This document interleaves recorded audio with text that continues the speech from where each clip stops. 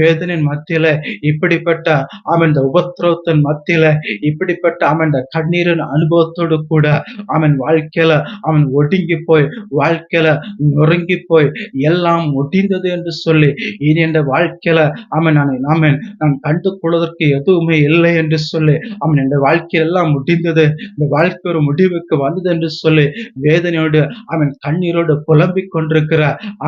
உங்களையும் என்னையும் விடுவிப்பதற்கு இன்றைக்கு இயேசு நம் மத்தியில கடந்து வந்திருக்கிறார். இயேசு என்னை